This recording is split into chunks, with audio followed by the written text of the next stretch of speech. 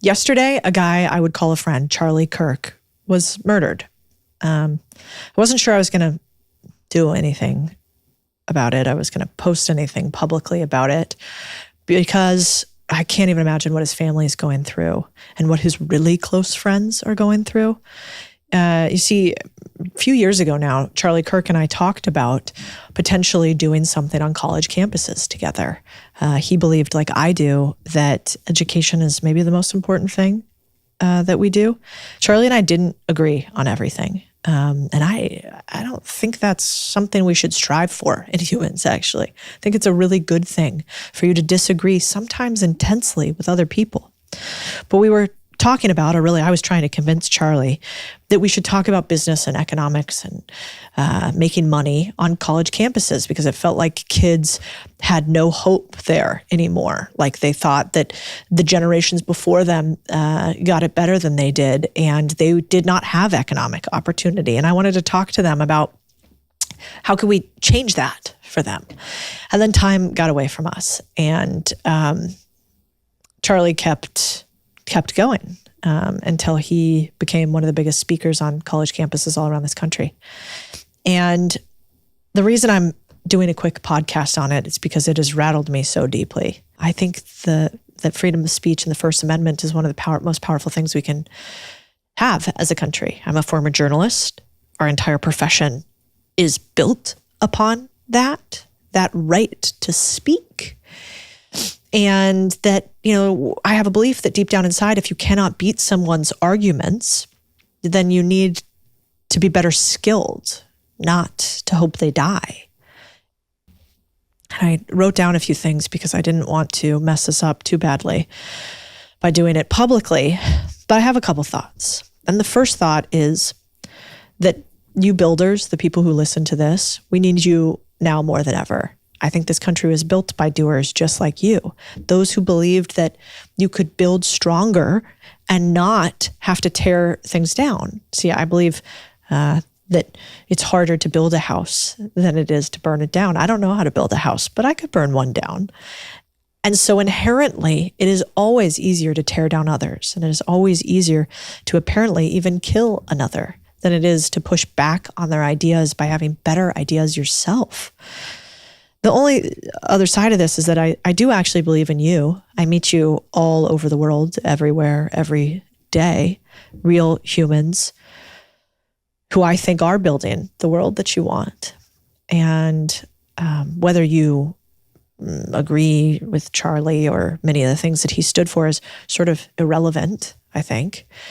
It's a call to action for me, at least, to stand up and stop playing small, and to keep building bigger, and to get in the arena, and to allow the competition of ideas to expand, and to be thrilled at the idea that another human could have a debate with you, like an old school style debate in which ideology could combat against one another and see what the best for humanity could come out on the other side. I think it's a tragedy when anybody passes. I think it's a tragedy that we lost multiple youths as well on the same day. But having known Charlie, albeit briefly on the internet, I can say that the ideology to me of faith and freedom and believing that others should be heard even when you disagree with them is probably one of the most potent things that we can do. And there was a quote from Charlie that I love, and it's that if you believe in something, you need to have the courage to fight for those ideas, not run away from them or try and silence them. I think the worst thing that we could ever do is allow violence by anyone to silence another. And I won't be preachy about anything on here, but I will say that anybody who is cheering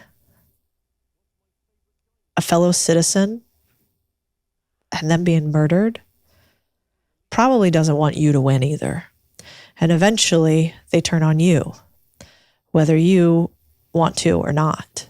And so I think as a society and as a country, we need to come together a little bit more with the idea that it's not a good thing for people to be assassinated in this country. I called my parents last night, actually, because I was really sad. And so I called my dad and said, do you remember when assassinations happened in the US when you were a kid? And he said, but it was a different time because social media isn't around you constantly. So, their family members didn't have to see people celebrating and dancing on TikTok when they passed. They didn't have to hear jokes and puns about it immediately following. And I just think that maybe a little bit of kindness would be something really useful both sides could use right now. And if you take nothing else away from this and what we're talking about,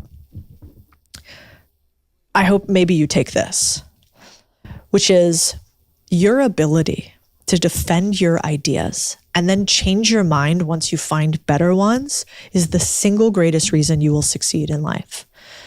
Our democracy, this country, and any other country falls if we actually do not allow our ideas to compete. It's core to humans.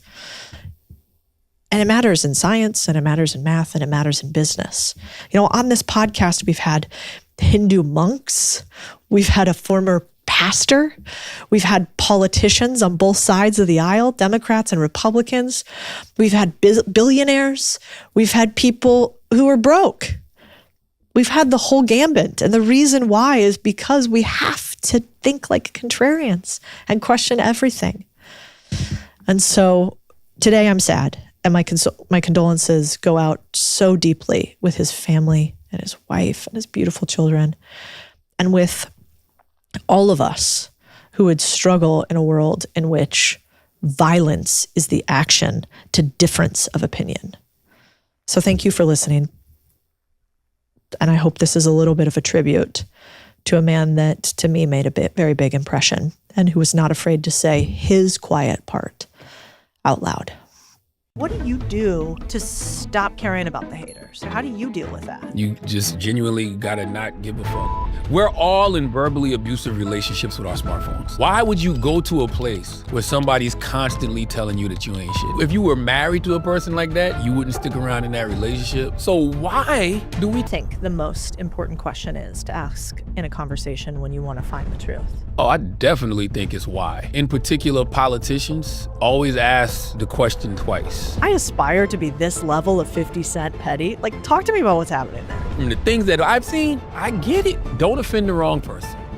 Yeah, that's one of the 48 laws of power. Do not offend the wrong person, because you might have an enemy for life. So I kind of want to start with the fact that you've interviewed all of these legends for years. And I'm so curious. When you're interviewing big names, one of the most interesting parts for me listening to you is like, you don't let them go easy. Like, you got the hard questions almost always with like a lot of empathy, I think. Nowadays. More empathy. Interesting. Back in the day, you went at them? I wasn't even thinking about it. It was just like, I didn't even look at them as humans, so to speak. I was just, I had a job to do, and I felt like I wanted to ask these questions as a curious person, right? And because, I always want to ask the questions that other people want to know about. And so it's just like, I was going to do that regardless. So I didn't even look at a person as a human. I know that sounds crazy, right? But I really didn't. It was just the subject of an interview, and I didn't think about this person is going to leave here and they might have a whole family or kids, or, they're going to be thinking about, these things later on. Like, so it's just like, I just used to ask the question. Now, do you think you're nicer? Are you softer? Yeah, I would hope so. I don't. Yeah, nicer, softer. Like those aren't negative words, right? Like a lot of people like to act like those are negative words in this business. But some of the nicest, most softest people are known as some of the greatest interviewers ever. Like personally, I like the Larry Kings of the world, right? Because they just had an intellectual curiosity. I remember one time Larry King told me, God bless the dead, Larry King said, the most important question you can ask in an interview, Charlamagne, is why? And so that's a simple question, but it does help you to dig, very deep. But then I love the interview style of people like, Barbara Walters as well. It might have came off as, intrusive and aggressive, but she knew that she had a job to do. And if that person is sitting in front of you, as a, just a fan of culture, you have certain questions you're going to ask, but you also know that the people watching have questions they want you to ask. So I think it's a combination of both. So nice isn't a bad intention to approach, an interview with. Like, you can still be nice and still ask the hard-hitting questions. What do you think the most important question is to ask in a conversation when you want to find the truth? Oh, I definitely think it's why.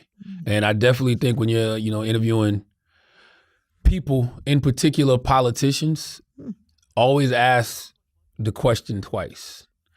Because when you ask the question, they'll have a prepared answer for it, right? But then when you ask them again and say, but why?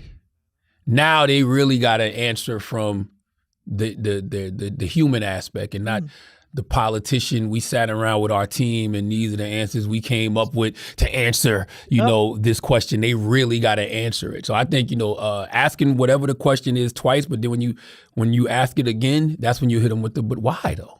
Interesting. How much do you prep for an interview? Oh, a lot. What does that look like? Like I said, I'm a fan of culture. And when I say culture, I don't just mean entertainment. I mean everything from sports to, politics, because politics is pop culture now, to, spiritualness, mindfulness, like all of these different things. So I'm usually already kind of well versed on whoever it is I'm sitting down talking to. But then, when you're sitting down to have an interview, you just want to see what's really going on, like in that moment, because usually, like, most people have something going on in that moment that you would want to talk about. If it's a author who has a book out, read their book. If it's a person who dropped a movie or a TV show, watch the movie, watch the TV show, just so you can be well versed on that individual. But I also like the sense of discovery that happens in interviews. So you don't want to be over prepped, right? Because sometimes you'll be talking to a person and you kind of already know where they're going with the conversation. So you might be saying things before they say it. So it's like sometimes I just like the sense of discovery of finding things out, in conversation. Yeah, it's interesting. I think about it a lot. I mean, you have a giant audience. But I remember, like, it was just a few weeks ago when I realized, wow, one episode, if you consider shorts and YouTube too, is going to get a couple million people to watch it. Yeah. And if that means there's 1 million hours spent listening to this moment, it's kind of fucking scary. I love it. I better value it. Yes. What if we waste their time? What if we give them a bunch of bullshit? But that's the thing. What you just said, Cody, is absolutely true. But I look at it also from another angle of, and I know this is going to sound dark, but what about when these people die? Like, literally, like over the last 15 years, I've had conversations with a lot of people who are no longer here. So when I sit down with people, that's what I think about. What if this is this person's last conversation ever? What if it's my last conversation ever? Like, but usually when you're talking to these people, yes, what I'm saying? But usually when you're talking to these individuals, these are moments in time that when, this person gets older, they might use for documentaries, or when this person passes away, they might use for documentaries. These are things that that other interviewers are going to reference when they sit down, to have conversations with these individuals. Like, yo, I saw you on, Codie Sanchez show. I saw you on Breakfast Club with Charlamagne, and you said this. Like, so that's another way that I approach those conversations as well. That's interesting. You seem pretty obsessed with what you do. Are you? I think you got to be. Yeah. I think you got to be obsessed with, whatever it is that you do to actually have success. Like, if you're not obsessed about something, like, if you're not obsessed about, being on these microphones, or if LeBron James, Kobe Bryant, Michael Jordan, God bless the day, Kobe, if they're not obsessed with what they do on the basketball court, if you're a public servant, if you're not obsessed, with, doing the bidding of the people in the streets, right? Like, if you're not obsessed with what it is that you do, then why are you doing it? Like, that's why they call it a passion, like that thing that you would do for free. Yes, I'm obsessed with communicating on these microphones, 100%, because I look at myself, like a public servant. And because I know that, I am serving the needs of the public every day, whether it's through making them laugh, whether it's through informing them, whether it's through, having somebody on that's going to say something beneficial to them, that's going to get them, on a path of righteousness with spirituality, or, decide to start going to therapy because, we're having conversations about mental health, whatever it is, you got to be obsessed with what it is that you do. How did you figure out what you were obsessed with, or how did you find this path? I think so many people, and a lot of people listening, they say that, like, I don't know what I'm passionate about, or yeah, maybe I want to have a podcast, or is that just mimetic desire? Like, how does somebody who's totally lost and not sure what they're obsessed in, is there a trick to find what you could become obsessed with? Man, that is an amazing question. It's a layered question because I can only speak for me, right? When I started off, I was born in 1978. Right. So I started doing radio back in 1998. Right. I started off as an intern in Charleston, South Carolina at Z93 Jams in 1998. And the reason I even, got there is because I was just trying to find something positive to do because of the way I was living in the street. And it's so funny that all of the things I would get in trouble for in school, being disruptive, talking too much, being the class clown, all of those things were actual qualities that when I got on the microphone helped me, right? So when I started off doing radio, I started off as an intern in 1998. I didn't get on the air until like 1999. I always got to salute my guy, Ron White. He texted me today and said, I think this is one of those times where you're ignoring me. Or you set a boundary with me. And he's right. But salute to my guy, Ron. But he's the first person to ever put me on air, right? Because I was an intern and I worked in the promotions department, so I would drive the van and put posters up and all of that stuff when the actual talent was on, doing their remotes. But then Ron was like, "Yo, have you ever thought about being on the air?" Right? And I'm like, "No, but what's up?" And so they started putting me on the air, and it was literally one of those things that I just knew this is what I wanted to do for the rest of my life. I remember the moment I was in the radio station doing overnights. Overnights is, midnight to 6 a.m, where it just hit me like, this is what I want to do for the rest of my life. But I don't just want to be a local radio personality, doing the time and temperature, in a city. I want to be a super jock. The super jocks back then were the Tom Joyners, and the Doug Banks, God bless the dead. Salute to my guy, Russ Parr, Howard Stern, Angie Martinez, Wendy Williams. Those are the people you thought about when you thought about like the super jocks. And that's what I wanted to be. And I knew that I wanted to be that since 1999. Wow. And I want to add one more thing. Get in there. In my first book, Black Privilege, Opportunity Comes to Those Who Create It, New York Times bestseller. Great book. I read it. Thank you very much. Of course. I have a chapter called Fuck Your Dreams. And the reason I say fuck your dreams is the name of the chapter, but the actual ideology is fuck your dreams if it's not your dream. Mm-hmm. A lot of times we see things working for other people and we say to ourselves, you know what, this is what I should be doing. But that's not what God has planned for you. Mm-hmm. Like God has something destined for you to unlock your greatness, but you got to figure out what that is. Like it's not just because you see everybody with a podcast don't mean that you should have a podcast. Just because you see these people on radio having success doesn't mean that you should, run to be a radio personality. Like, you should, even if you feel called to those spaces, number one, ask yourself why, right? What is your actual intention? If it's I want to make money and I want to be famous, that's not a real intention. What is your actual why to wanting to be in these spaces? And if you do feel called to be in these spaces, explore every aspect of the space. Like right now, we're recording this podcast in this studio. Somebody had to set up these cameras. Somebody had to set up these microphones, right? There's producers that are listening to us talk right now. There's all type of ways to be in this space, be in this business, and not be doing what you and I are doing right now. So that's what I would tell folks. If you do feel called to certain spaces in certain areas, doesn't mean that you're supposed to be Cody. Doesn't mean that you're supposed to be Charlemagne.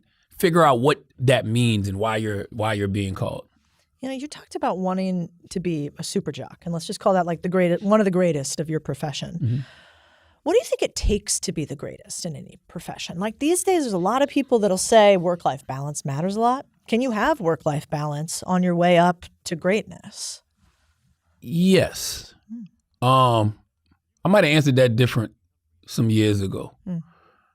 But yes, you can have work-life balance. I would actually tell people that, in this profession, work-life balance is actually what's probably going to make you have more success. Because for what we do, on these microphones, being able to communicate life in a way that connects with people is what kind of makes people gravitate towards us. So you got to live life in order to be able to do that, right? So when I'm, like I just came back from Cape Town, South Africa, and I was there throughout the whole holidays, and it's just interesting to watch people from other countries and how they gravitate towards somebody from another country just because they've been listening to them for so long. And one of the things that a lot of the people kept coming up to me saying was, thank you for embracing our continent the way that you do. Thank you for having,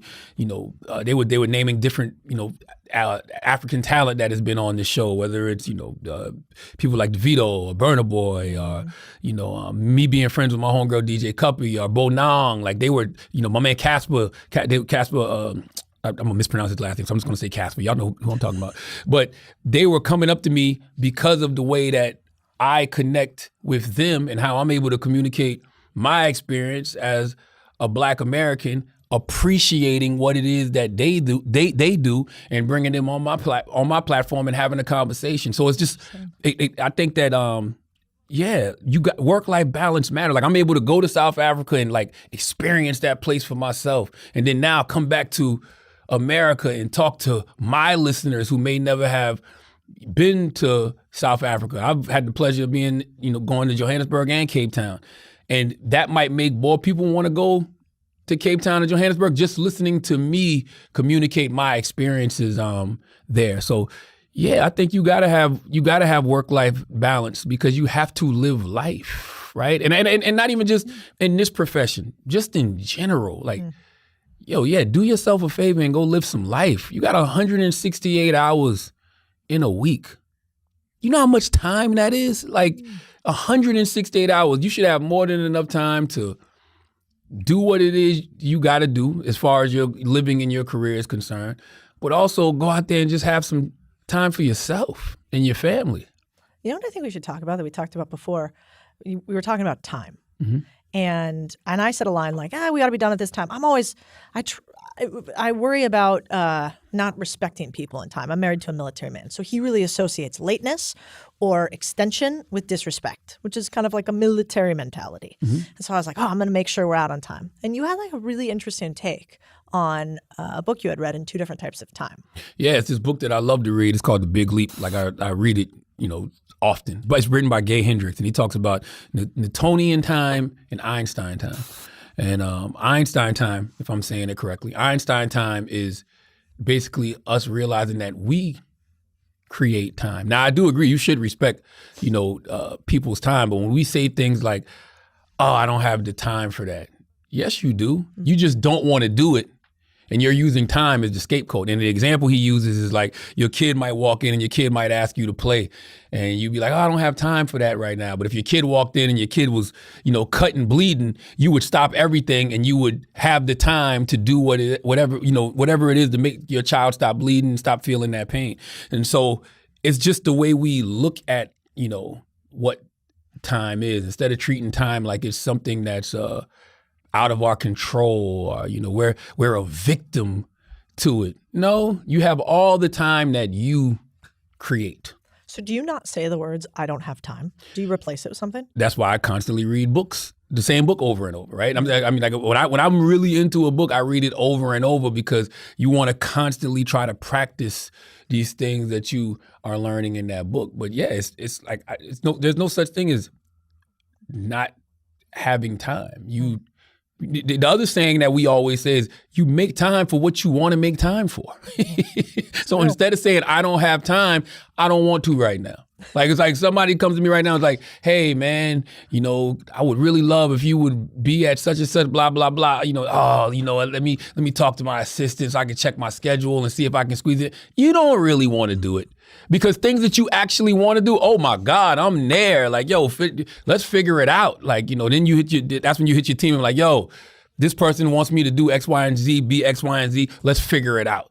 And I think that's actually what it is. Instead of saying I don't have time, to be like, I don't want to. That's this year right here is all about the no. Wow. Wow. Like that's really a boundary that I think that we are just afraid to set a lot. Like we're afraid to tell people no, because all of us are people pleasers, you know, in different ways. And we all want that validation from other humans. And we hate telling other humans no, because we feel like if we tell them no, then they're not going to look at us the same, or they're not going to respect us the same, or they're not going to, you know, speak of us in a positive way. There's nothing wrong with telling somebody, no, I don't want to right now. Well, it's good that you say that, because I think, you know, if I was to just watch you on the internet, I might not think Charlamagne the people pleaser. That's probably not like one of the things I would label you, you know? And so I think people would say, no, he probably sets pretty firm boundaries. I bet he's really good at that. But is that even something that you've struggled with? Saying, oh, absolutely. I've been a people pleaser for a long time. And I mean, people pleasing doesn't always look like just allowing people to do whatever it is they want, you know, you to do. Sometimes people pleasing looks like being overly aggressive in an interview. You know what I'm saying? You know, bombarding somebody with questions because you're worried about what the people watching are going to say about you. If you got a reputation, right, as this hard-hitting question asker, then you feel like you got to ask the hard-hitting questions. That's people pleasing. If you're doing it because you're worried about how other people are going to take it, how other people are going to consider it, how other people are going to view it, that is people pleasing. It's interesting because you've been at this game a long time, and you've had, I don't know, people hating on you for things. You've had people loving on you for things. You've had some of the same people who used to love you hate you for things multiple times, That's you know? right. And so I'm curious, like, what do you do to stop caring about the haters? Like, what do you do when you're getting backlash? Everybody seems to be talking shit. Nobody likes you. How do you deal with that? You just genuinely gotta not give a fuck. And I have two people in my life that gave me great pieces of advice that I always reference, even if, you know, at times I didn't always feel what they were saying. Like I didn't apply it, right? My man Cadillac Jack, who along with my guy G-Spin put together the Breakfast Club. Cadillac Jack told me early on in the Breakfast Club, I need you to remember the rule of 10. What's the rule of 10? The rule of 10 is 3 people gonna like you, 3 people not gonna like you, 4 people don't even know what the fuck's going on. And that is very true in life. Like that is just the absolute truth. Like we are so concerned about what everybody thinks, and we think everybody is paying attention to us. 4 people don't even know what the hell is going on. And then the 3 people that like you, they gonna like you no matter what. The 3 people that don't like you, they not gonna like you no matter what. But guess what? The algorithm don't know the difference. So when the 3 people that like you are talking about you, great. When the 3 people that don't like you are talking about you, great. Your name is just all throughout the algorithm. My daddy used to always say to me, you're never as good as they say you are, and you're never as bad as they say you are. That one, I've always understood. I've always been like right in the middle with that. And I mean, that's really just life, right? Like you have to be a very egotistical, narcissistic person to think that everybody likes you and to think that everybody's thinking about you, right? Like there is nobody on this planet, forget humans, there is nothing on this planet that everybody universally loves, not even God. Like, no, I want you to just think about that for a second. There is nothing, not even puppies, not ice cream, some of the purest things that you can think about. There is nothing on this planet that everybody universally loves. So for me, hey, man, I'm just happy I make you feel something. I really genuinely feel that. I'm just happy I make you feel something, because I would rather be, you know, thought of in some way than to not be thought about at all. This is a secret nobody shares. I've done thousands of deals, but until now, I've never shared the most valuable 10% publicly because I want to buy these businesses myself. Then I realized that if you guys buy the businesses, I get to do the deals with you. So this year at Main Street Millionaire Live, it is your chance to see our insider strategies. I'll teach you how we find, buy, and scale a business step by step with the frameworks that I literally use to buy all these businesses. So if you want to go from an aspiring owner to someone actually running a profitable business, join me. I'll give you my blueprint, and maybe we end up doing deals together. You had this conversation with 50 Cent before he put out the documentary, and you had like you basically like were like, prescient about what was happening in the world. And now, I mean, it's not really therapy for 50, but like watching him hold this level of like revenge am I a sick person that I watch it and like the memes that are like, I aspire to have this level of revenge that 50 Cent has. Yeah. I mean, 50 is a Cancer. I'm a Cancer. So I understand 50's level of petty. You do? I completely understand 50's level of petty. Plus I'm privy to like a lot of the whole backstory between him and somebody like Diddy. So I get it. Like people, and it's funny, 50 is such an interesting person to me. And I've been having these conversations about 50 for years. I remember it started with, a long time ago, a couple of, executives in the business was talking to me about 50 and they was like, why does he always got to go after Urban Ja? Why can't he just finally, God bless the dead, why can't he just let it go? I'm like, he got shot 9 times. They've had fist fights. He got stabbed by them. Like, you wouldn't really let that go either. Like that, that's not something you could just, I don't even think a therapist could tell you just to let that go. And they were like, you know what? You're right. You know what I'm saying? So there's always, and I remember 50 said this one time. 50 was like, people always see when I punch, but they don't see when the person swung at me first. You know what I mean? And I'm not saying that, I'm not saying everything, he does is justified, because I really don't know. But from the things that I've seen, I get it. I completely, understand it. And that's why you gotta just be, don't offend the wrong person. True. Yeah, that's one of the 48 laws of power. Do not offend the wrong person, because you might have an enemy for life.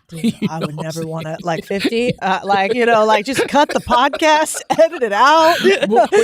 and honestly, man, sometimes that is therapeutic within itself. Yeah. Like, just saying fuck a person. I don't fuck with you. Like, who says we have to fuck with people? Yeah, I know. Like, who says that? Like, we talk about that statement, money is the root of all evil. Who told us that we gotta forgive everybody? Who told us that, we gotta love everybody? Like, who said that? Like, sometimes it's fuck this person, and it's fuck this person for life, and I don't fuck with them. And people be like, man, you exhausting too much energy on that individual. Says who? Yeah, right. And what if I want to exhaust this energy on this individual? Like, what if I want, to do exactly what it is that I'm doing, and it makes me happy to do it? Who am I to tell that person that they're wrong? And by the way, whatever energy comes back to you from doing that, he got to deal with that. And I think he's fully aware. Yeah. I think he's fully aware of it, and it does not bother him in any way, shape, or form. And there's a certain level of freedom that I admire. It is. That smile when he does. It's a certain, and by the way, I've had these conversations with him, like, have you? On air, off air, because I've been there. He's one of the most interesting, people to me, just because he's a Cancer, and there's a lot of things that I relate to. And he seems like a smart motherfucker. Oh, he's brilliant. Like, you don't come out of South Side Jamaica, Queens, and achieve the things that he's achieved.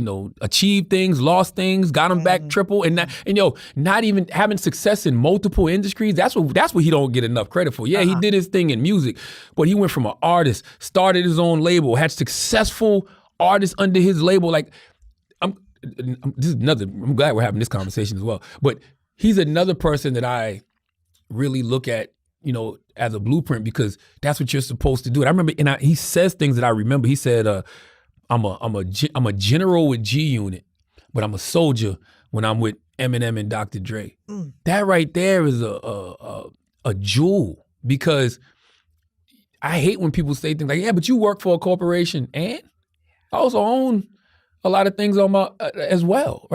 So what's the problem? Like, you can do both. And to watch him go from a talent, right, to starting his own record label, to having 4 or 5 successful artists, then having success with clothing, having success with a sneaker, then now in television and film. Do you know how hard that is? Cannot imagine. This guy has multiple franchises of various TV shows. Yeah. And he lost it. That's the part that I think, like, coming back, like the mental fortitude to lose it, to be in bankruptcy, like you can make it.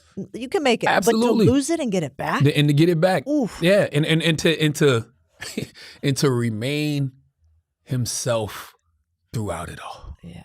I actually think sometimes he does that just to remind himself, I'm still me. Let me jump. I be feeling that sometimes, like, let me find somebody to really go at it with right now, just to remind myself I'm still me. Like, I don't know. I got a lot of respect and I'm going to clip this out. And every admiration for time 50. somebody talks shit, I'm going to re-listen to you. And I'm going to remember this. But listen, This is good. don't listen to me though, because I'm a Cancer and I'm still dealing with my own stuff too. So but I can't hold revenge. I think it's a little healthy to be able to keep like a little bit of that edge. Yeah, and I like let it go. And I like anti-heroes. Oh yeah, That's my thing too. I like anti. Do you have one? Do you have like a Diddy? Like 50 has one?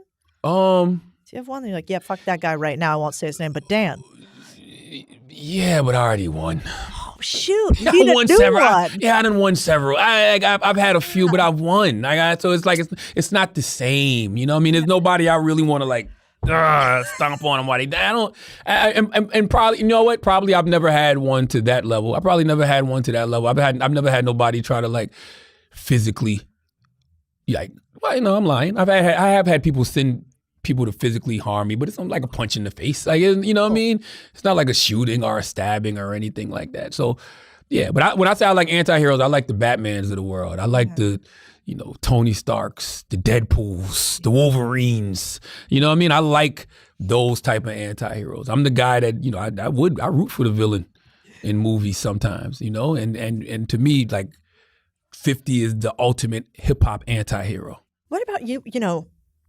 You've been doing Breakfast Club for many years now. 15. You've been online for, how long have you been online before Breakfast? Now we're going to tell everybody how old you are, basically. No, let me see. I mean, there's two different types. I'm old enough to remember that there's two different types of online, right? What was the first type? Because there was the MySpaces. Oh, fuck, I remember that. You know what I'm saying? Like the square people and you That's got right. upset. So there was the MySpaces, there was the Black Planets, but those weren't necessarily social media. Like you might be in a forum or a chat room, I forgot what they used to call them, chat rooms or something back then. But yeah, I remember Twitter. I remember when I got on Twitter so early, I didn't even know that people replied to you. I remember when somebody said, you got to check your apps. I think it might have been Little Duval or somebody I was talking to. And I'm like, I don't really like Twitter, man. You just be on there, like you just be on there talking to yourself. And he was like, what do you mean you be on there talking to yourself? I'm like, I post stuff, but it's just there. And he was like, man, you got to check your ads.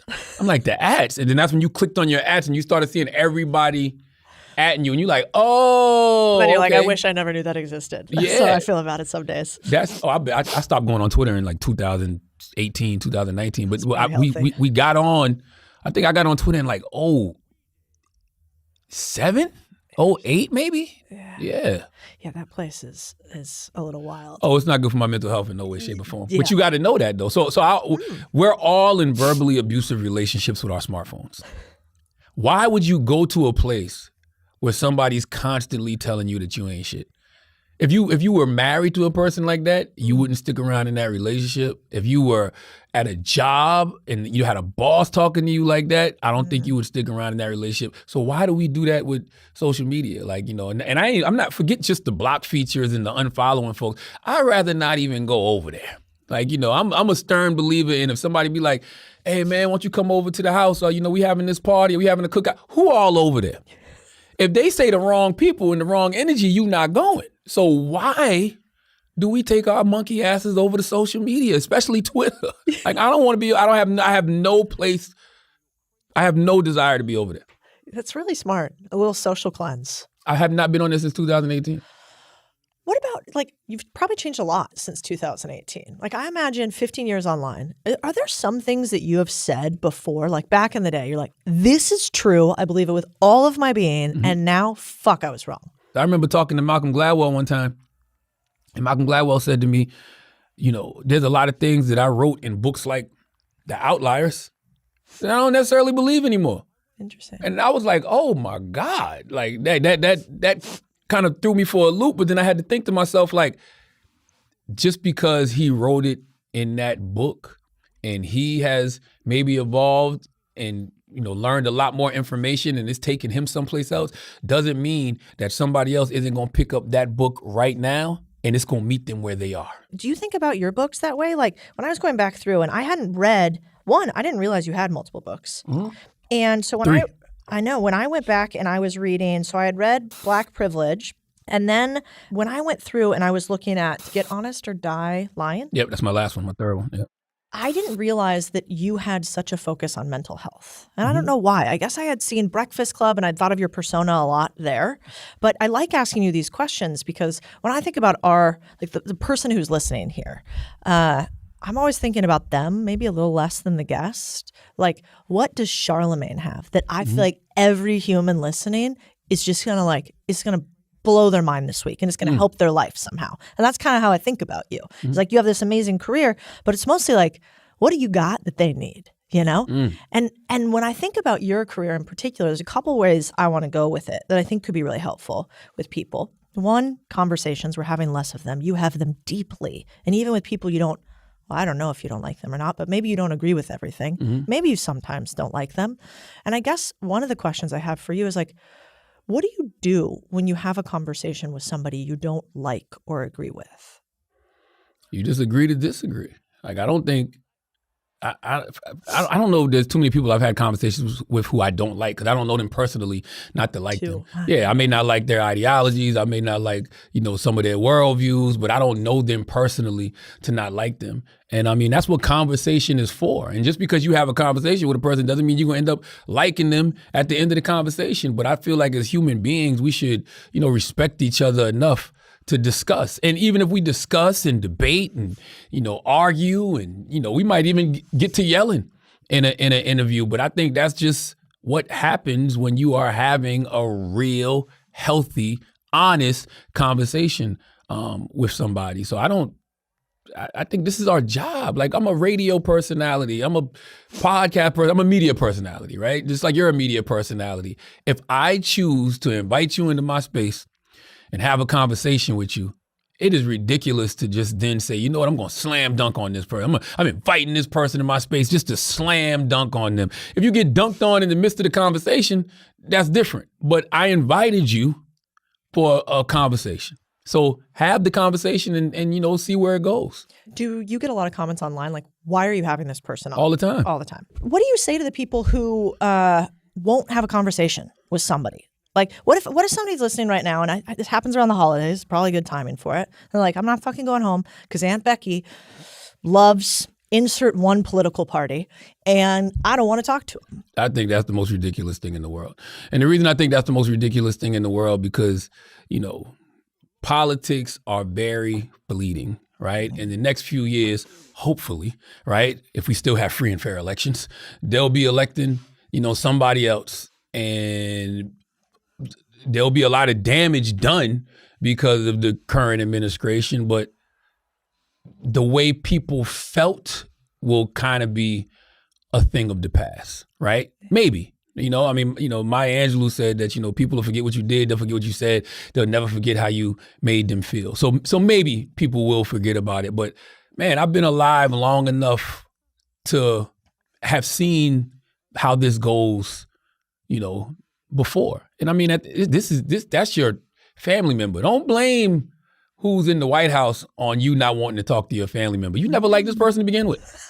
Like, cut it out. Like, because if you could just cut me off or cut somebody off based on who they voted for, you never really liked that person. This goes back to what we were saying about time. Don't blame time for you not wanting to do something. You don't like this individual. You never really did. And now you feel like you got a valid excuse to not talk to that person anymore. And I feel like, when it comes to just us as media personalities, listen, I've seen media personalities, say, I don't know why, Charlamagne talks to these kind of people or why the Breakfast Club talks to these kind of people. They don't say that to anybody else but us. Like, they don't say that to Jake Tapper.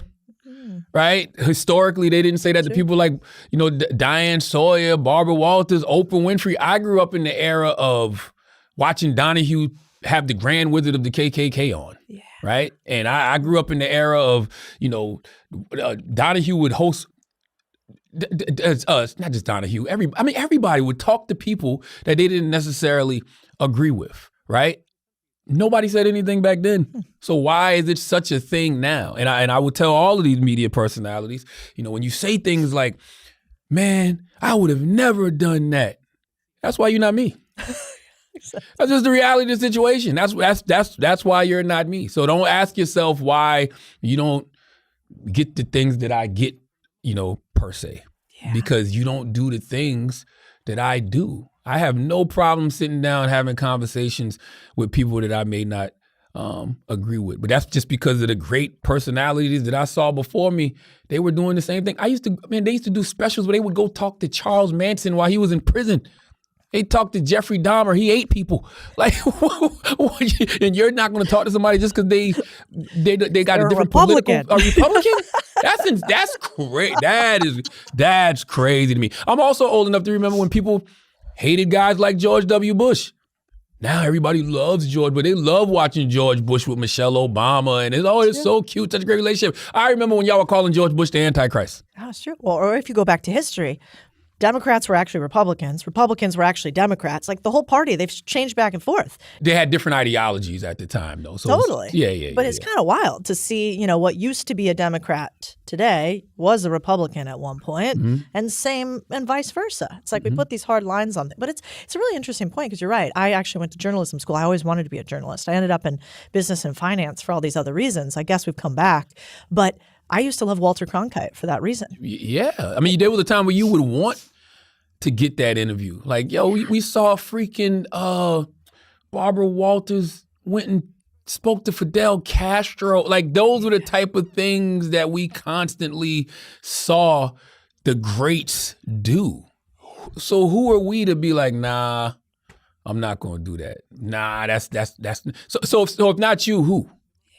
And why not talk to that person and ask that person the questions that, the world may want to know? Yeah. I want to talk a little bit about like the business side for a second. One, congratulations. Amazing news recently on a huge deal you did. It's so cool. Thank you. Re-signed with iHeartMedia. Yeah. And I think like, not even to get into details on that, but like, it's really cool to see somebody do an incredible deal and do a re-signing and have it go really public and have it be in this new age of media, which is, I think typically deals like that, you had to be with CNN or CNBC or some huge network. And now this is kind of you, you could move Breakfast Club, Charlemagne, anywhere, and you're the network now. So it's really cool to see. Congratulations. Yeah. And even salute to iHeart. I've been with iHeart for 15 years, started off as a talent, then became a partner when I created the Black Effect Podcast Network, which is, by far the largest podcast network, for Black podcasts. I think right now we got like 50 to 60 podcasts but we wanted to create a space that was specifically for Black podcasters because that didn't exist. Like, I'm the type of person, I like to look around the marketplace and, see what's missing from the marketplace. And that was something that was missing to me. Yeah. I loved what Bill Simmons was doing with The Ringer. I loved, watching what they were doing with Smartless. I loved watching what they were doing with Gimlet. But I saw a lot of these Black creators who were doing two things, right? They were putting their podcast out, but it was like video first. So their videos were getting like tremendous views, but the audio wasn't necessarily reflecting that. Yeah, that's hard to do. We all know that the money is in the audio. Yeah. So I was like, man, what if we created this network, got these individuals who already have these, podcasts, put us, all under one umbrella and use iHeart sales team to really, really pump their audio because iHeart is the biggest, conglomerate when it comes to audio. Nobody does audio better than iHeart. I'm not saying that because I work with them. I'm saying that because it's the truth, right? So radio, podcasting, nobody does audio better than iHeart. And man, if I could show y'all the data of some of these podcasts who had these big video numbers, but the audio numbers weren't necessarily matching the video, and how when they partnered with Black Effect and iHeart, how we were able to get those audio numbers booming to the point where we're at like 11 million, 12 million audio downloads a month. Wow. And that makes, Black Effect, one of the biggest podcast networks out there. Like that's very rare air to be, have a network getting 11 million, 12 million audio downloads a month. And, things like that is what makes you a lot more valuable to, whatever company you're with. What's interesting, I kind of want to talk about that for a second. I don't know about you, but I had a long period, and I'm thinking through it right now, but where I'm Latina and a chick, and it always bothered me when somebody would reach out to me and say like, hey, we want to talk to you. You're a female CEO. We'd love to have a female CEO come speak about XYZ. Or like, you're a Latina CEO. Come speak. And I kind of would be like, one, if it was female CEO, I'd be like, I don't know what my vagina has to do with it. Like, I'm just in charge of this business, and I happen to have that anatomy, you know? And I remember I did write that in one email, and then one of my execs was like, maybe we could not do that. But I kind of like took it personal. I had a little chip on my shoulder. Maybe I have less of one now, but I'm curious for you, like when people say like, Charlamagne, Black CEO, come speak. Like, are you like, yeah, fuck yeah, because I represent all these people? Or are you like, who cares? I'm a CEO. I just happen to be Black. Like, how do you think about that? That's a great question. I don't, when I pull up the Chick-fil-A, it don't bother me that, they specialize in chicken sandwiches. I'm pulling up to Chick-fil-A because they specialize in chicken sandwiches, or if I want to go to, pizza, if I want pizza that night, I'm not going to go to a burger spot. Yeah. You know what I'm saying? So it's just like, for me, it don't bother me because we are unicorns, because we can't sit here and act like we don't understand the country that we live in. We live in the country called America. America is, a country that was founded on white supremacy. Like, just call it what it is, right? So like, that is what people think of when they think of America. That's what they've always presented to us, right? Like a white man. Mm-hmm. So I don't have a problem being a quote unquote unicorn in this space. If you are a, woman CEO who's done great things, hey, sadly, we live in a country that doesn't think women can do amazing things. Like, this is a country that, just gave women the right to vote in our lifetime, right? So how they kind of already perceive women. So when they look at you as a woman CEO,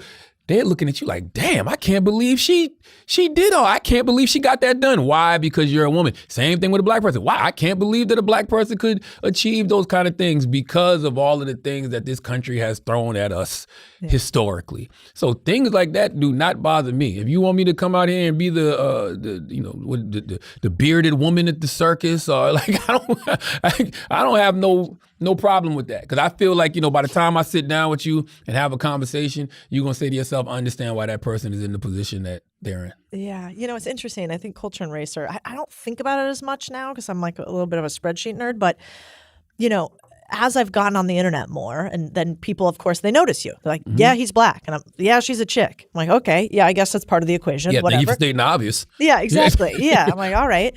But then I realized, man, actually there was a bunch of stuff when I was growing up that we didn't actually do that I think hurt us monetarily and hurt, and by us, I guess I mean women or Latinos in this instance. Like when I was growing up, how they say you don't talk about sex, religion, politics? Politics, yeah. For Latinos, religion's cool. Jesus is all around. Like everybody can talk about Jesus. But you don't talk about sex, you don't talk about politics, you don't talk about money. Like money's like, nobody talks about that as a Latino. And I think for that reason, it was harder for me to make money, like growing up, like, because I was like, no, we don't talk about it. It's not good. It's private. Rich people kind of suck because you had to be bad to get it. And so I had all these ingrained narratives. And I'm curious, and like in Black culture, is it similar at all? Can you talk about money in the same way? Are there like things that hold Black people back monetarily that you're like, why the fuck do we do that and don't do that anymore? That's a great question. I don't like to answer questions on behalf of the whole Black race, because Black people are not, monolithic. Yep. And, there's a lot of Black people who don't like me. So I don't want them to think that I'm speaking. Nope. I'm speaking for them. But from my perspective, yeah, a lot of conversations like financial literacy did not happen, in the Black community. Like at least in my community. I don't want to say in the Black community, at least in my circumference. Like, my father was definitely an entrepreneur, right? Like my father, he owned a fish market when I was young. So I would be there hanging out, working. My father also did construction. So he was an entrepreneur, even though he did work for a construction company for a period of time. But for the most part, all the money he made was, doing things independently. So that was always kind of my mindset. But nobody taught me about, taxes and, high yield savings accounts and stocks. Like I didn't learn about any of that stuff till I got in my late 30s, early 40s. I think the not talking about money thing is interesting though, because of course none of us wanted to be broke, right? That's what led, guys like me to start selling dope, right? Because, you don't want to be broke, but money was never my motivation, ever. A lot of the times, even when I started, selling dope, I was just doing that because the people around me were doing it. And, you would get clowned for being broke, but I never needed money to really get anything that y'all got. Like a lot of times these guys are, trying to get money to impress women and things like that.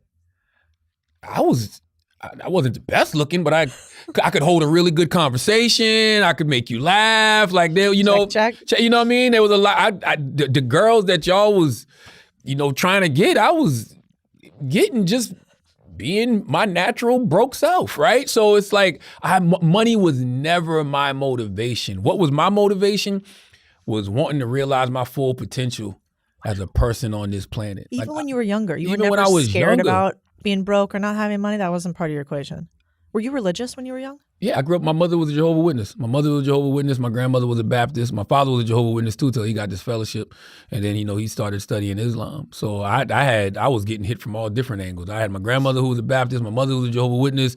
So, my father who was studying Islam. So I was reading Watchtowers, Awakes, the autobiography of Malcolm X. Like I had it all. But there was different things that motivated me to want to be successful. Like when I heard Biggie Smalls say, being broke at 30 give a brother the chills. Like, right? Or when TLC made No Scrubs. I don't want no scrub. A scrub is a guy sitting in his best friend's ride, on the passenger side, trying to holler at me. Or when Outkast and Goody Mob made, I want to get up. You need to get up, get out and get something. Don't let the days of your life pass by. You need to get up, get out and get something. Don't spend all your days getting high because, you and I got to do for you and I. When you hear that, that's not necessarily about money. That's just about, brother, get up and do something with your life, figure it out. And even back then, man, I had no problem. I thought about going in the military.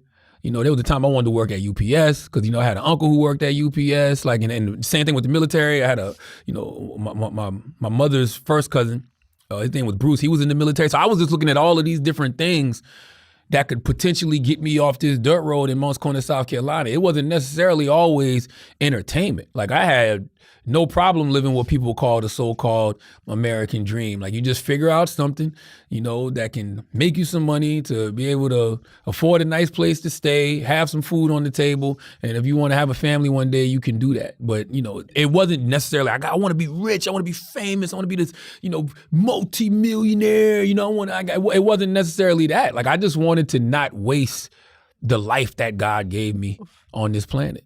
Yeah, it's true. You have talked a lot about God on your podcast, in your books, here. What is your relationship with God? And how do you use that in your day to day? Man, I'm only sitting here because of God. Whatever you want to call him, Jehovah, Allah, Jesus Christ. Like I'm literally in this position that I'm in right now because from the time that I can remember, from day one, there was a higher power, guiding me. I know we talk about having like praying grandmothers and, praying mothers. I really, really had that. Like I was a kid going to field service every Saturday morning, right? So, as long as I can remember, I've been a praying person, and not just, praying and asking God for guidance and direction and like literally feeling that presence of a higher power with me, that higher power literally guiding me and directing me and telling me to go do X, Y, and Z, go do this, go do that, like literally. And,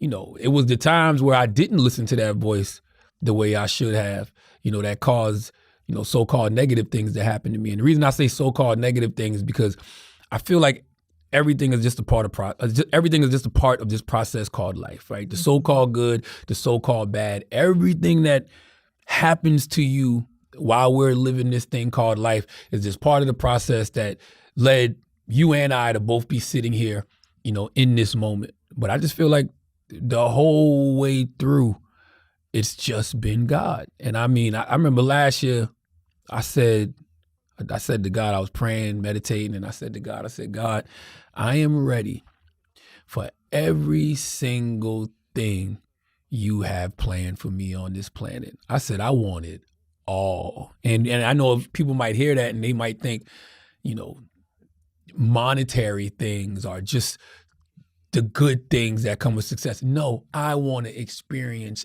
every single thing that God wants me to experience on this planet. Because I truly believe that. I truly believe that, things don't happen to you, they happen for you. So I don't care what it is. I take good news, so-called good news, the same way I take so-called bad news, because it's just like, all right, well, what God got planned for me next? I got, even today, you might get some news from a business perspective, and you like, I didn't want that to happen, but God clearly has something else planned. So I'm open for it. So interesting. I have this line. I guess I was raised similar to, I was raised with a lot of religious influence. It didn't permeate, or it did negatively at some point, and I felt like I had to break that. I became sort of an agnostic, atheist. Then I came back to faith. But there's a line that I always think of by this. She was actually a feminist back in the day, Emma Bombeck, and she has this line that I love, which is, she says, when I stand before God at the end of my days, I hope to be able to say, I have not one drop left. I used every single thing that you gave me. Yes. And it every time I'm struggling, I think about that. Yes. And I was wondering for you, you're such a man of you read, multiple books a week and many a month, and you're such a man, you remember all these quotes. Are there quotes that you live by that you when your faith is struggling, that you repeat in your head? Yeah, I got two, and these are ones that I actually made up. I deal with really bad panic attacks, right? I've got a handle on them, in my more recent years. But when I was young, I used to deal with these really severe panic attacks, and when I didn't know what they were, when I didn't know that I was having actual panic attacks, I would always repeat this mantra. I would say, I love Jehovah God and his son, Jesus Christ. I love Jehovah God and his son, Jesus Christ. I love Jehovah God and his son, Jesus Christ. Fuck Satan, fuck Satan, fuck Satan. So I would say, I love Jehovah God and his son, Jesus Christ 3 times, and I would say, fuck Satan 3 times. And the reason I would do that is because, when you read in the Bible, in the book of Job, Job's wife kept telling Job, hey, curse God and die, right? Why don't you just curse God and die? So I used to always be like, why would I curse God? I'm not gonna ever curse God and die. So let me just curse Satan, because I feel like this what I now know to be anxiety, this panic attack, is him. So I would say, I love Jehovah God and his son Jesus Christ. Fuck Satan. And I can't even front. It would bring me back to center in a real way. I mean, now when I've done a lot more work on myself, so I do meditation and things like that. So I understand mantras, right? You understand the mantra when you're counting your beads, when you're meditating. You understand how that can bring you back to center. I was doing that back then and didn't even know it. And my other motto that I always say, yo, keep God first, stay humble, keep working. Anything that happens in my life, I say, keep God first, stay humble, keep working. And I'm glad we're having this conversation, because, one thing I've realized over the last few weeks, because, we're taping this the first week of January, right? Yep. I've watched a lot of people, when certain things happen, when certain, like you just talked about, my new deal with iHeart. I've watched a lot of people have conversations about that. Yeah. And man, it really makes me realize how much people don't believe in God and hard work. Yeah, is that true? Because anytime you get to a certain level of success, they think that you had to get there by some nefarious means. They think that you got to be in the Illuminati, you busting it open on the casting couch. Men and women, by the way. It ain't just women that they think. It ain't just women they think is busting it open on the casting couch. Men and women they think is busting it open on the casting couch. And it just makes me realize how many people don't believe in God and hard work. Because if you believed in God and hard work, you wouldn't look at somebody else and just say, they only got that because they did some bullshit. You would say, man, I've been watching that person for decades now. I've been doing radio for 28 years. Like literally 28 years. Even if you don't count South Carolina, if you've been watching me from the time I started with Wendy, it's been 20 years. You've been watching that person for 20 years. You've literally watched that person grow. You watched them evolve. You watched ups. You watched downs. You watched them go through fire. You watched all of these different things. But the one thing you can't say is that person wasn't consistent and that person wasn't working hard. And then when that person, achieves something, you want to attribute it. You want to give the devil credit for that? Yeah. Right? You don't want to give God and hard work any credit whatsoever. So what happens when you achieve a tremendous level of success? Yeah. Should we just say, oh, that person only got that because of Satan? That person only got that because they were busting it open on the Catholic couch? I don't even think people understand the narratives they create that will eventually come back and bite them in the ass as well. So yes, I give God all praises, and I am only here because God has been guiding me all of these years. It's so true. I remember one of my early mentors said to me, if you hate rich people, then how do you think you're ever going to be rich? Mm-hmm. And I never hated. I'm not really a hateful kind of person. Sometimes I wish. Like Sierra was here the other week on a podcast. I was like, what do you do, when you have a hater? And she's a woman of faith. She's incredible. I've really come to respect her a lot. And she had such a good line. She's like, I give it up to God. I don't worry about it. But she's like, I'd be keeping receipts though, And Yeah. she's like, I'd be keeping some names. And I was like, I love that line. Like I remember, I forgive. I'll remember though. But I think what happens with a lot of us is like, isn't it weird how we're wired from being young? Like sometimes I'll be on a stage in a business thing and I'll say to the audience, blank is the root of all evil. What's the root of all evil? And they'll just respond, money. Yeah. When did we learn that? It's not actually that in the Bible. It is the love of money is the root of all evil. Mm-hmm. But like, how are we programmed to think that? And so that's when I start realizing maybe it's not always their fault. Like the people who hate on you with this iHeartMedia deal, it hurts my heart a little bit. I'm like, I know right where you are. It's that you still think that money is the root of all evil, and you've never questioned why that programming is in your brain. And you don't know where it came from. Oh, I know. I know where it came from. What do you think? It came from being broke.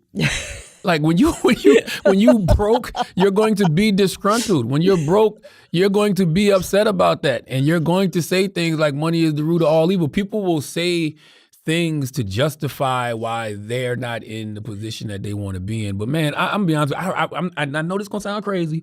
I genuinely, truly don't care about money.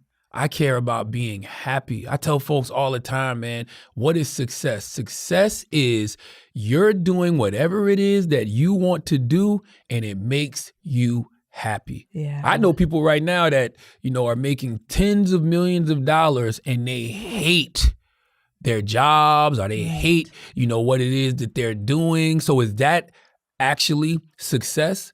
I know people who are in South Carolina right now making $75,000 a year, $100,000 a year, but they got a roof over their head. They got food on the table. They could take a vacation every now and then when they want to, and they are genuinely happy. Yep. Success should be rooted in happiness, not in a monetary amount of, like this should just be rooted in, are you happy doing what it is that you're doing?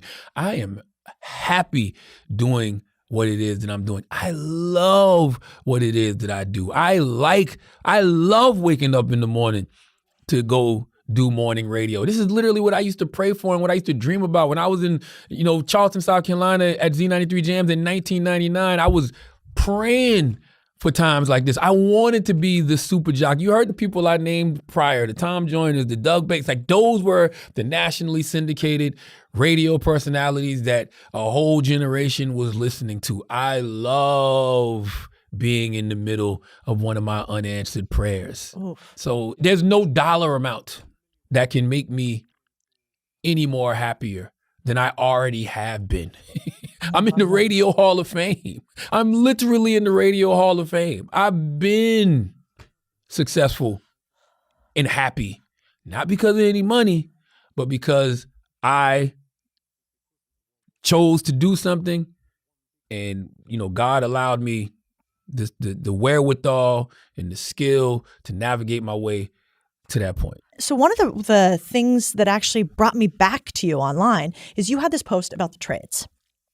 And you were talking about the trades? Yeah, like plumbing, HVAC, and blue collar. Got you. And I was like, oh man, I totally agree. And you were basically saying, I think, in so many words, like blue collar jobs are just as important and powerful as white collar jobs. More important. There you go. So I want to talk about this with you. Like, what do you think about university versus trade school? What do you think about blue collar versus white collar? What would you say to a lot of my audience is a lot of blue collar people who are working their way up? Like, give me your take. I think, number one, you should do whatever it is that you're called to do. But I do think that sometimes we love to push people to what we think is the new trendy thing, right? Right now it's AI. Prior to that, it was like, just social media and the internet in general, right? Like you got to learn how to code and all of these different things. Sure. I do agree with that. But man, the more things change, the more they stay the same. You still gonna need somebody to come through this building and install the plumbing. You still gonna need somebody to come through this building and install the HVAC. This building is going to need, electricians, right? Like you're going to need those people with those skill sets. So I think what the future should look like is people who decide they want to go to trade school and then using some of this new technology to make their jobs easier. It's the next generation of millionaires and, tens of millionaires, maybe even billionaires are going to come from people who know how to merge the two worlds. It's funny, I was having a conversation with one of my guys about this and, they were like, why you always be telling people to go to trade school? Trade school, those are the black jobs that Donald Trump was talking about. I'm like, those are the jobs that pay green. That's not a black job. Like we are not in this room right now without anybody who understands how to do things with their hands. Like every single piece of equipment in this room, the lighting, everything, the bathroom I used earlier was because of a blue collar worker. We can't exist without them. They make the world go around. So yeah, I do encourage, a lot of people to go to trade school because everybody don't necessarily want to go to, a university and get a degree. And I don't have a problem with that either. Some people want to go to trade school and, do that for a couple of years and come home and start making money immediately. I got, friends and family members back home in South Carolina who've been installing HVAC and, doing electrical work for 30 years. Ain't missed a meal, ain't missing no paycheck. They not complaining about, recessions, nothing. They are making their money. Lawn care services. Like there is so many, blue collar jobs that people are making six figures on right now. And you actually, from what I understand, you have an endowment or you help with education as well in South Carolina. Yeah, right? I have my mother went to South Carolina State University. I have an honorary degree from South Carolina State University. And I started this endowment fund called the Ford Family Scholarship. And salute to, a woman I call another mother of mine. Her name is Nicole Brevard. She was somebody who was instrumental in, me even, starting that scholarship fund at South Carolina State University. And it is for people who want to major in communications, of course, because I'm a media personality, English, because my mother's an English teacher, or anything in the mental health profession. And I'm working on something right now that I think is going to really benefit people as far as trade school is concerned. Because I want to give people incentive, to go to trade school. And a lot of people can't afford trade school either. So it's like, let's help some of those brothers and sisters who want to, go to trade school as well. And I'm called right now to salute a young lady named Jordan. Jordan the Welder is her name on Instagram. The reason I'm saluting her is because she's like a Breakfast Club super listener. Like she supports us in everything that we do. Like, I do the Black Effect Podcast Festival in Atlanta, every year. I think we're on our third or fourth year, and she always comes to it, but she's a welder. And I just find her fascinating because she lives a great life. She's married, right? And she's a welder and she makes a great living. Like I said, she comes and supports us at everything that we do, and she's a welder. So it's like, we don't always have to, run to entertainment or athletics, to live a good life. No, in fact, there's way more people that are plumbers making 100K than podcasters. And we which is need a them. crazy thing to think about. Yes, and Like, we need them. Order of magnitude. Listen, we need them. Like I hate, man, that's why I always say treat the CEO the same way you treat the custodian. Yeah. Because the reality is, in a lot of ways, the custodian is more important or just as important. Could you work in a building that was disgusting? No, absolutely. You understand what I'm saying? Yeah, you heard me. I was like, I heard a bit of noise back. Like, you see what I'm saying? Yeah. If you knew that the bathrooms in this building was disgusting, you might not ever come here ever again. Yeah. So that's why people like the custodians and stuff are important, because they make our lives so much easier. So we got to constantly find ways to make their lives easier as well. it was so true. Like one of my favorite people, I opened the book with him, is this guy, Wayne Huizinga. I'm really bummed that he died before I got to meet him. But he was God bless the dead. Yeah, he was a garbage man. That's how he Wow. started. He was a dropout from college. He went to the military. He became a garbage man, driving a truck. Then he figured out, well, maybe I could buy one truck and I could start my little route. And that route turned into waste management, which became a multi-billion-dollar business. And then Blockbuster that he started and sold before it went sideways, and then owned a bunch of sports teams. What? Garbage dude. And so it's Wow. like all around us, I think the problem, like the lie that we were told, is that you have to stay the garbage man when you start as the garbage man. It's like, yes, start cleaning the toilets. That's sick. But then how much easier is it to climb the ladder from the guy who did the cleaning to the next rung, to the next rung, to the next That's rung, right. if you're competent, and then That's right. own the motherfucker. That's right. I'm on board. And by the way, even if you don't want to do that, that's cool too. Yeah, that's true. There's parking attendants that I look forward to seeing every day. Cause when I see them, they screaming my name. I scream their name. yeah. Like some of them might be singing songs. Like, they might be talking to me about stuff that we was talking about on the air. Those are the people I like to talk to. What do we know? We've been doing. I do a lot of this. Yeah, like I like talking to working class people, because I still consider myself a working class person. I just do a different line of work. But I used to work at Taco Bell. I did telemarketing. I worked at a clothing store. Me and my now wife used to work at a clothing store in the mall when we was, teenagers. I did all of those things, but you really get to see what's going on in the world when you have conversations with working class people. They're the ones that can help you keep your boots on the ground. Let's say we got one of them listening right now. Mm-hmm. And they get to listen to you, and they've come to the end of this podcast, and you get to send them off. Like, what are you saying to the person who's on their climb, figuring it out? What would be the advice you would give them today? The thought that you would leave them with? The first thing I would say to them is thank you. I am grateful that you decided to listen to the Codie Sanchez podcast with Charlamagne the God. Thank you. And thank you for, whatever it is that you're doing every day that makes our lives, better. And yeah, I would tell them, and the reason I'm saying thank you is because I would tell them, make sure that they have a attitude of gratitude as well. Because, man, when you wake up every day and you are genuinely grateful for where you are, like you say, God, thank you, man. God, I'm so thankful and grateful to be, number one, just alive, but then number two, to be able to do what it is that I'm currently doing. You will constantly get blessed with more.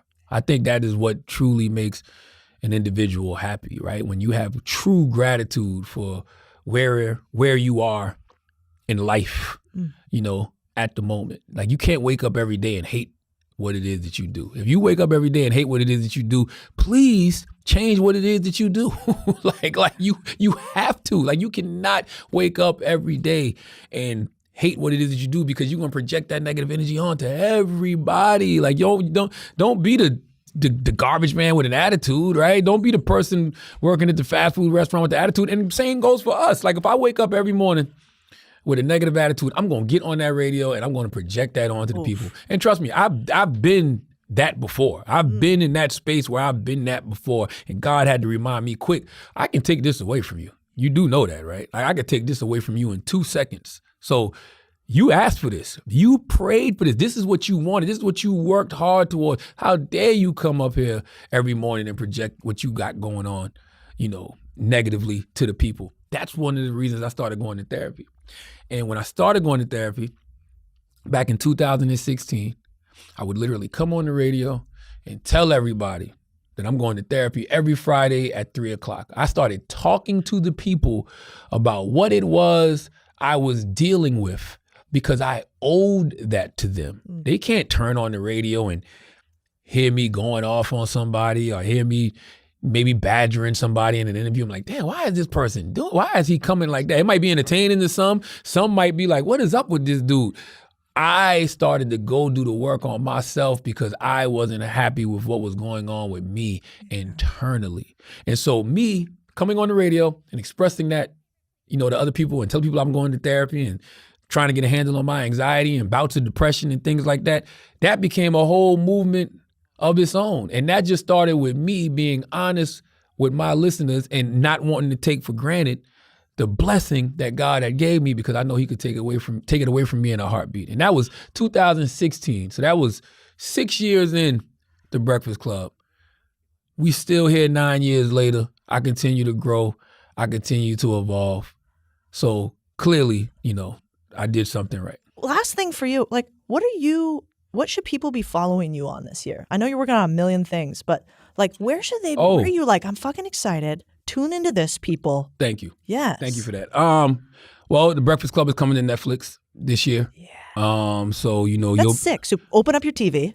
Open up your TV. Yeah, like right now, if you can go to Netflix right now, type in Breakfast Club, and you'll see it pop up. I think they say the video podcast start on January 26th.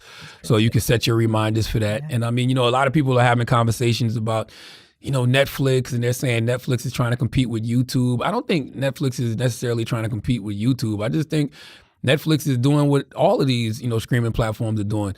Let's bring on content that people want to watch, and let's just see if we can, get as many eyeballs over here and have them, spending their time and attention, with us. So I just think, it's dope for the podcasting game, right? To see where podcasting has grown and where it's evolved to where, a premium, network like Netflix, wants to have us on. And man, I just hope to do more of that. Like, I want to like sitting here talking to you, you have a hit podcast, but what else does Codie Sanchez want to do? Codie Sanchez might have a scripted show in mind based off her life or something. Codie Sanchez might want to do documentaries. Those are the things that I'm thinking about with all of these streaming platforms. Netflix has gotten the game in a real way. I think Apple should follow suit. I think Peacock should follow suit. I think Amazon should follow suit and just tap in with us, right? These new media personalities who, have a lot of different content and IP that we can bring to the table. So that's one thing, Breakfast Club on Netflix. I also have a book imprint called Black Privilege Publishing, and 2026 is going to be a huge year for us because we have Arsenio Hall's memoir. Oh, I fucking love him. Yeah, which comes out in April. He's been one of my entertainment inspirations forever. I have 4 huge entertainment inspirations. It's Jay-Z, Clarence Avant, a radio personality named Petey Green, God bless the dead, and Arsenio Hall.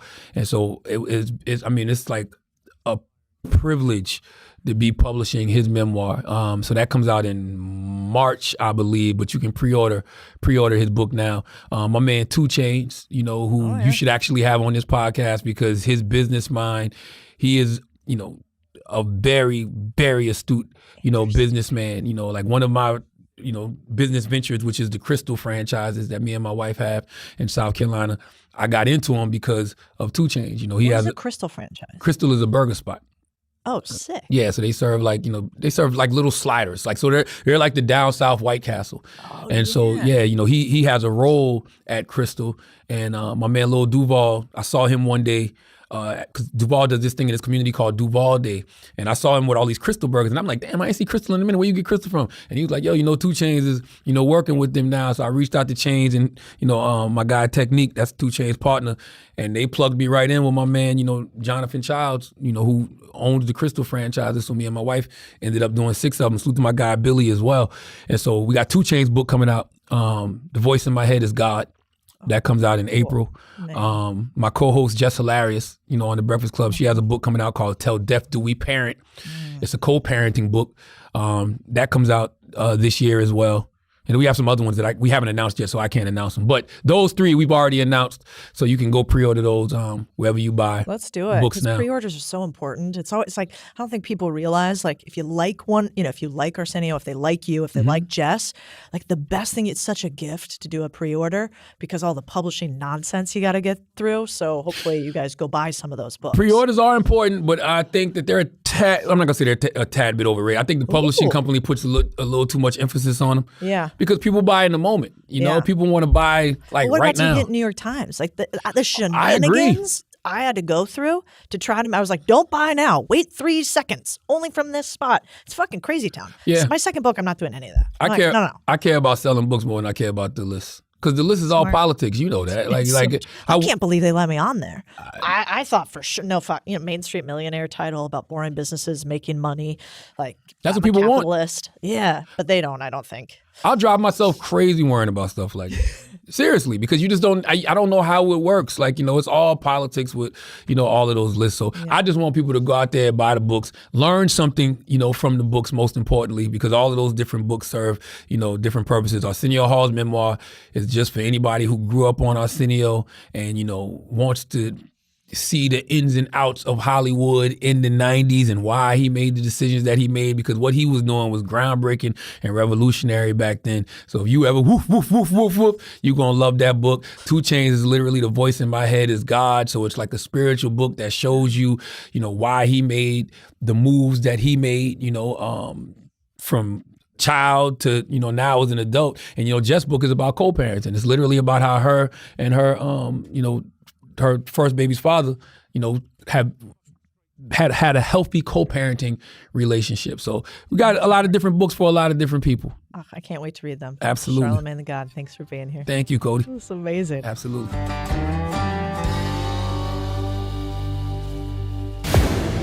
We are sitting on a generational wealth creation event. If you're here, this means you're a builder. As we're going through these next 3 days, I want you to know that the American dream starts with you guys by our little Main Street revolution. And then I just want to give you guys permission to take a leap of faith. If I knew then what I know now, I would probably do bigger deals. It's given us an extra layer of security that we never would have had. I am so excited to introduce you to some ordinary people doing extraordinary things. We have to really take the time to make a meaningful connection. It's the fact that there is a lack of connection and the person just wants to be seen, heard, and understood. Thanks for taking the question. Are there extra things that need to be done when trying to pay off bad debt? Great question. I buy businesses so simple, even your grandmother understands them. That's the game. It's you and me versus the problem. We're going to try to solve this together. I know how to build trust in a very advanced way. How does buying a business fit into the vision for your life? Today, my goal is to teach you some fundamental skills that you can use to accelerate your business. If you make a promise in the mirror, know that your word is freaking iron to you. These people on Wall Street, they want to keep the normal people out of the game. Main Street millionaires are all around this world, and it starts with each and every one of you. What are you waiting for? Your path to ownership starts now. Get your ticket to join us on Main Street. Join us today.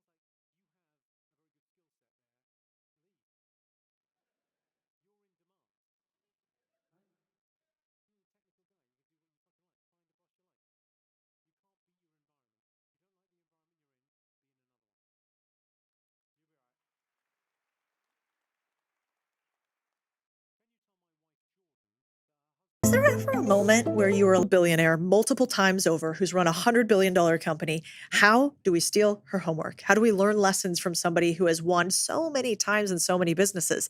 And in the same conversation, she actually is one of the most powerful women of all small business in the US right now as the administrator of the SBA, the Small Business Administration. So not only does she share lessons about what it takes to build a big, huge company, but she also shares lessons about how do you find money hidden in plain sight in the government from the SBA for you, and what is the future going to hold for small business. I'm really excited about this episode. Not very many people get a chance to sit down with the head of the SBA in her office and see behind the scenes what is going to happen to small businesses today. You are going to want to listen to this episode. Kelly, I'm so excited you're here. Cody, I'm thrilled to be with you. You grew up on a farm and came from a lot of struggle and strife that only entrepreneurs know.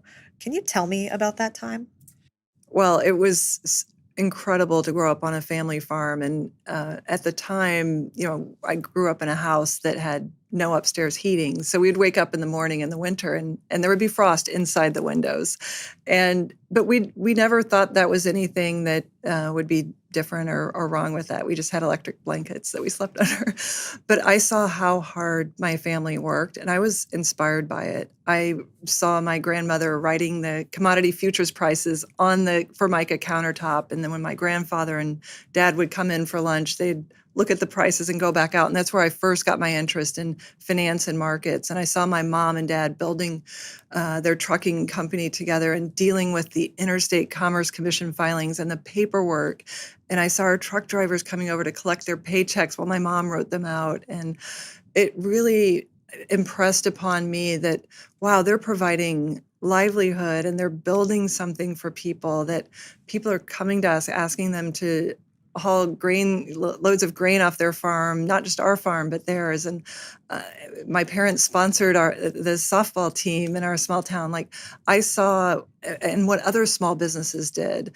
And so I also saw how the toll it took on my dad, like how hard he worked, 20-hour days planting crops or baling hay, just the hard physical labor that he did it out of love for us. I mean, he wasn't always able to be at our sports games. And that was totally understood by us. Like that made us tougher. We could come home and say, Dad, we won the game. Here's how it went. And he's like, well, I won the game for you guys today too. And, it gave me a love of work. So I worked in the fields growing up a lot. I worked in our cattle lot. I showed cattle in 4-H. I learned to sew my clothes because if I wanted a nice graduation dress or a dress in college for a formal, I would sew that. And then, all the way to, getting waitressing jobs to fill in for high school and college expenses and having that experience working in small businesses, waitressing, working in retail stores. And that gave me such a strong, well-rounded experience. That's why I'm so honored to serve at the SBA, to serve the small businesses that I know firsthand what they mean on our main streets. So good. I also think I've met a few farmers, and you guys are totally better at Wall Street commodity trading than the best suits and ties.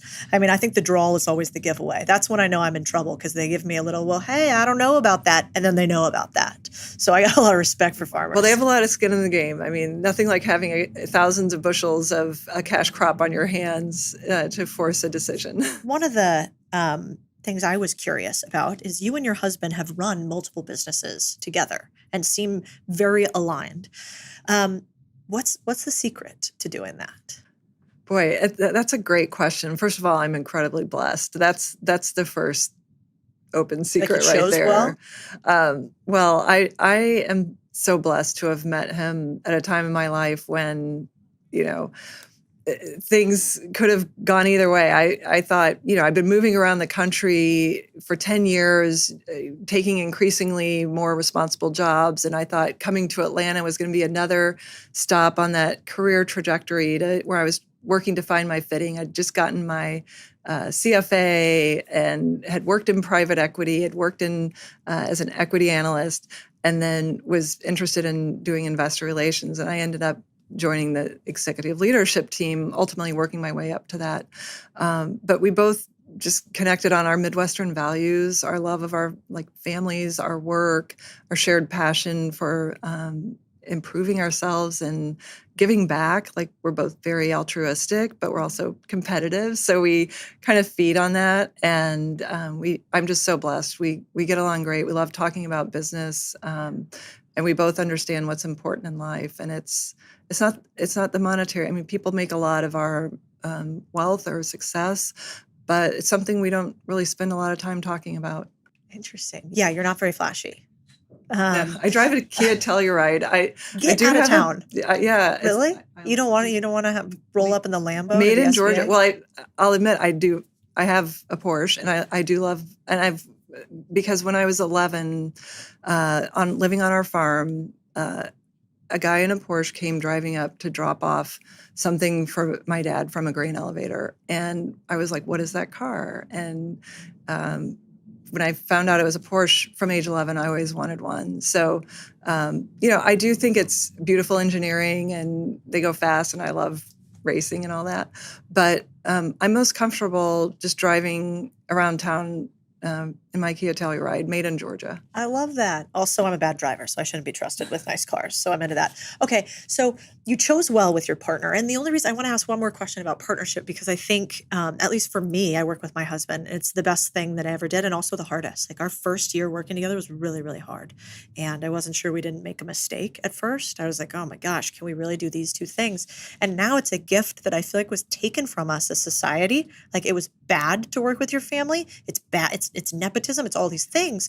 And I think that was a giant lie. And instead, it's really beautiful to get to build with your family. Like, what do you think? And what advice would you give some young man or woman out there that could learn maybe what partnership is like in business and love and marriage? Yeah, I mean, it's incredible. It is such a gift. And I saw my parents working together on our farm every single day, building my dad's trucking company together. My dad started it the year I was born after he got out of the National Guard. He'd learned to drive a fuel truck in the Guard and thought, okay, I'll add trucking to our farm, which was transformative for our family, just particularly in the lean years of farming where negative cash flow.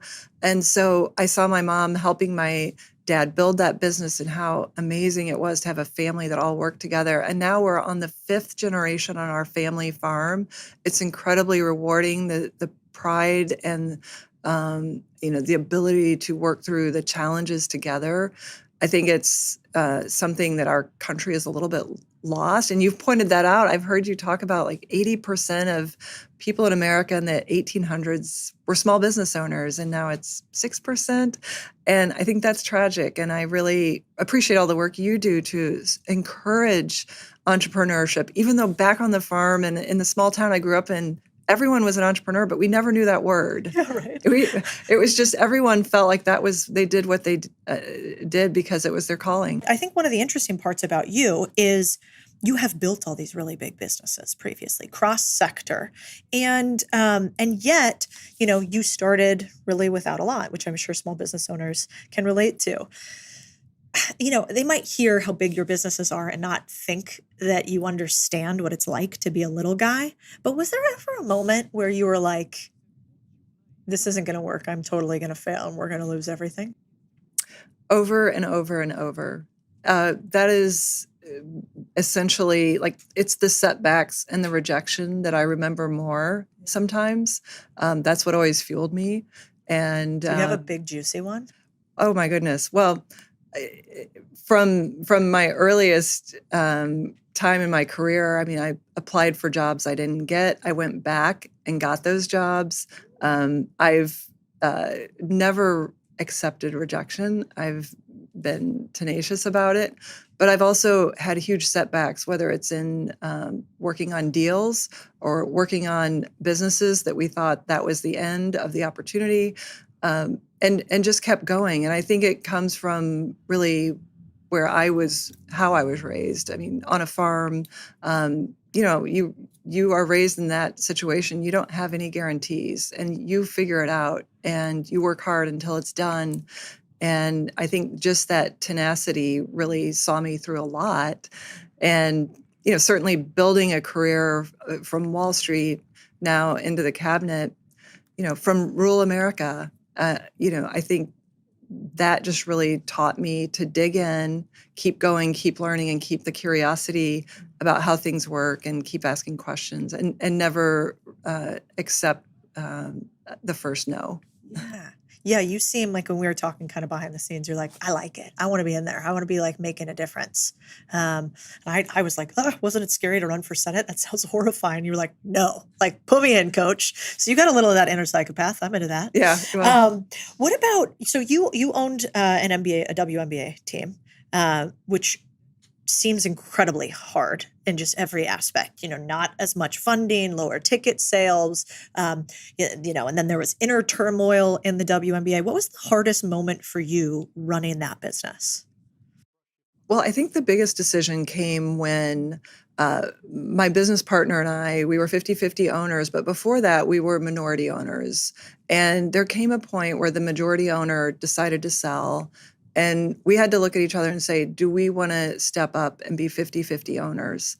And I was running a big part of our publicly traded company at the time, and I had to have confidence in the team that we brought on to really run that business day to day, and also the funding. I mean, it was, it's not an inexpensive endeavor to sink money into that every single year. Was it public how much that was?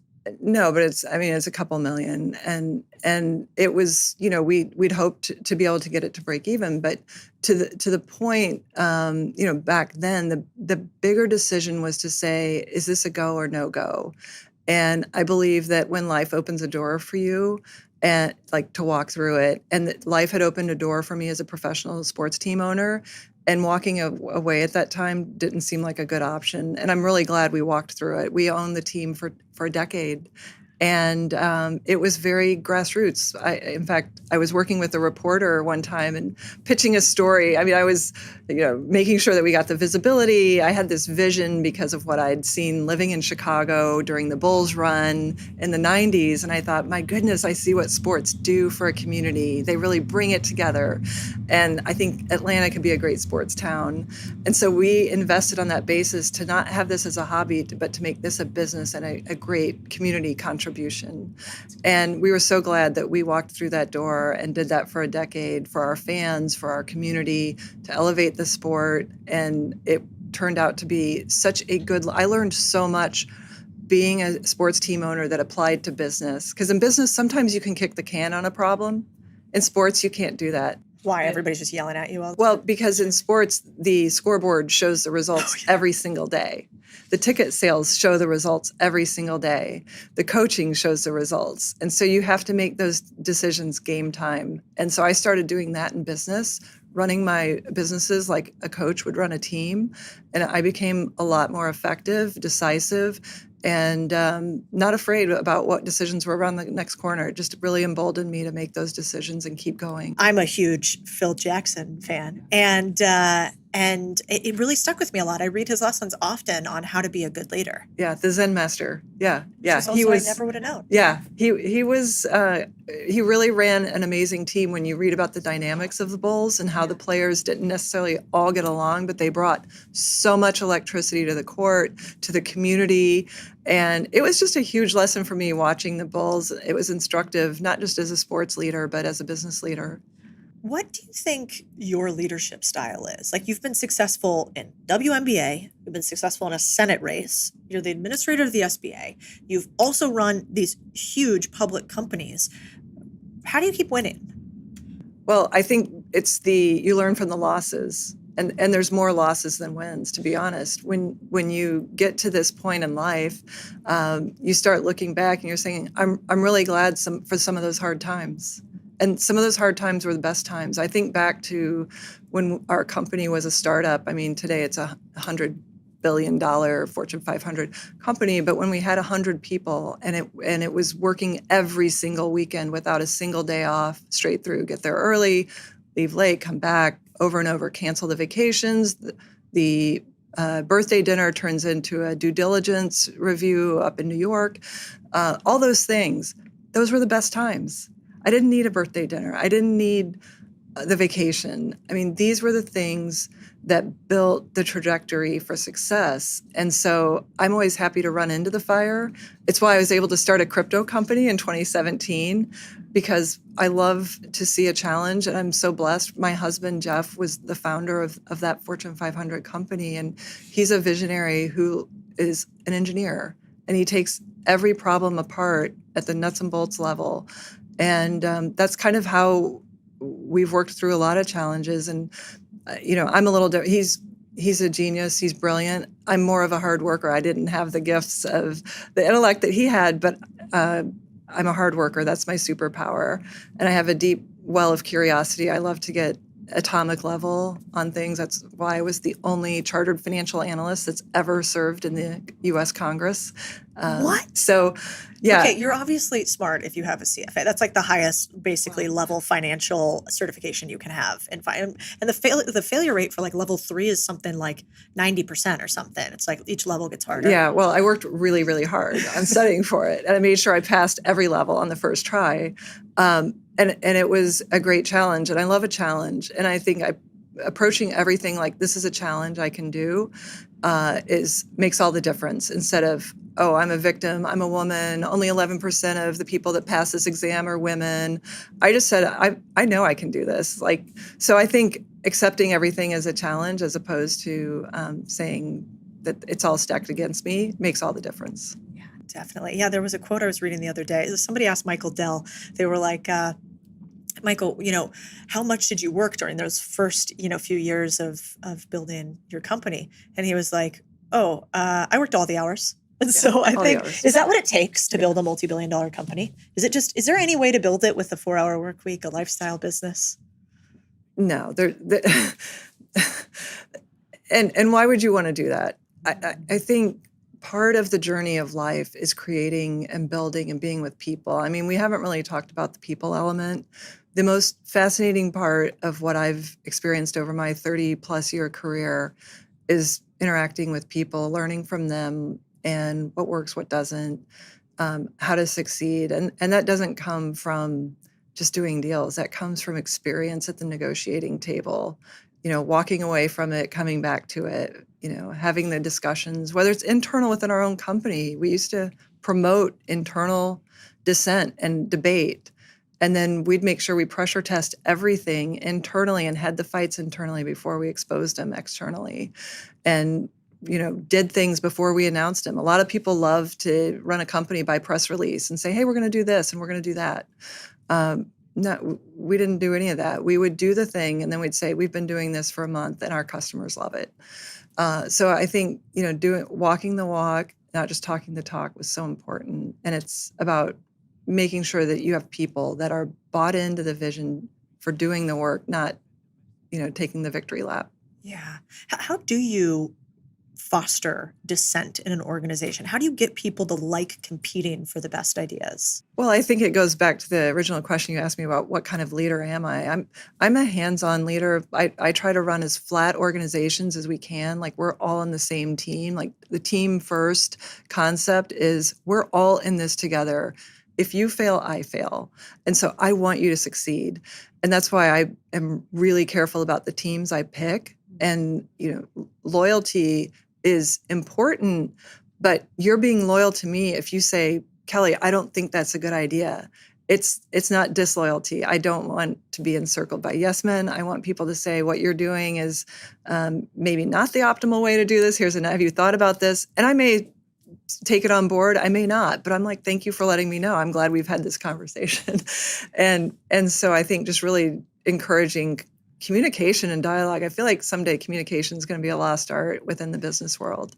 It does feel like that. But, and maybe that does go back to, sort of this, you've played a lot of games where you either won or lost publicly. Running a public company, got to have quarterly results, WNBA, nightly scoreboard. And so unlike a lot of people in the government, you're like, no, there are consequences to my actions, which is kind of shows across all of your businesses. So if you're talking to a small business owner right now who's worried about inflation and what's happening around them, what would you tell the people that you're about to see on the street? Well, the great thing about small businesses is they live in a very dynamic environment. And so I hear from them all the time as I travel across the country. And what I'm hearing is that they want taxes to be made permanent, the tax cuts to be made permanent. They want taxes to be low. They want regulations cut. They want fair trade. They're excited about the conversation we're having on making America produce things again, onshoring our manufacturing. And I also think small businesses need a focus on skilled workforce by education. I mean, we really need to look at our educational system and say, what are the skills and the trades of the future? And so that's critically important because so many small businesses can't fill roles, can't find the skilled workforce. So we're working with small businesses across that entire spectrum to make sure that they have the resources they need. Chief among those at the SBA is access to capital, which is our bread and butter, to help small businesses access lending through our partners in the private sector, your local community bank, or things like a credit union, and making sure that they have the lifeblood of their business, which is capital. Yeah. So do you think that you guys, as an administration overall, will small business owners get those permanent tax cuts? Will there be like a pro-small business environment? Because lots of people say they love small business, but do you think that is actually going to happen? Well, look, there's no bigger fan of small business than President Trump and this administration. And I do believe we're working quickly toward Congress having that 2017 Tax Cuts and Jobs Act extended, hopefully made permanent. That will provide tremendous certainty for small businesses to invest and grow and hire and drive our main streets. And I believe manufacturers and businesses of all kinds are really spring-loaded, just waiting for that tax cut to come through. But in the meantime, we're working really hard on deregulation because regulation, and in fact, the Biden administration passed $1.7 trillion in regulations, setting an all-time record by many multiples of massive regulation. That's a tax on small business, disproportionately on our manufacturers as well. Yeah, we were reading some statistics earlier about how that is somewhere between $8,000 and maybe some other people say $15,000 per employee by federal taxes on small businesses. So there's a real regulatory drag, it seems like. Yeah. And so, let's talk a little bit about the things we can control, because I think sometimes hearing about everything the administration is going to do, you're like, great, I'll keep working while we wait for that. So one of the cool things you guys have done is what I call like showcasing money hiding in plain sight. So the SBA obviously provides tons of loans to small businesses. What do you think most small business owners don't realize they have access to with the SBA that they do? Where is your like hidden free money?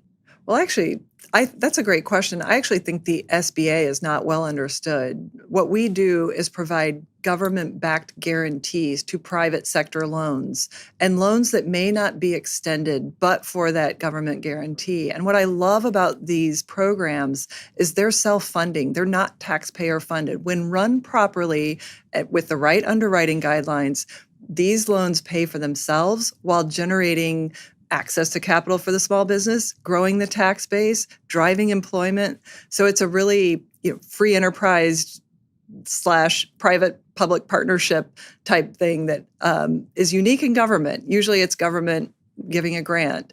What we focus on is making sure that qualified businesses who can't get capital elsewhere can get them through the SBA, those loans. And that's what I'm really proud of, is that we're making these loan programs better and more accessible.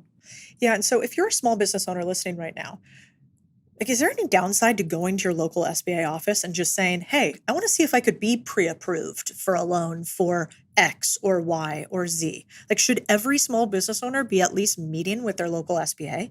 Absolutely. So we have 68 offices across the United States at the SBA. And what you can do is start having those conversations. Maybe you don't need capital right now, but you need access to some of the counseling that we do through our small business development companies that really help small businesses build toward accessing capital or planning their expansion. And we can work across the federal government to connect them to other resources that, as you say, capital hiding in plain sight. Like, could there be other programs?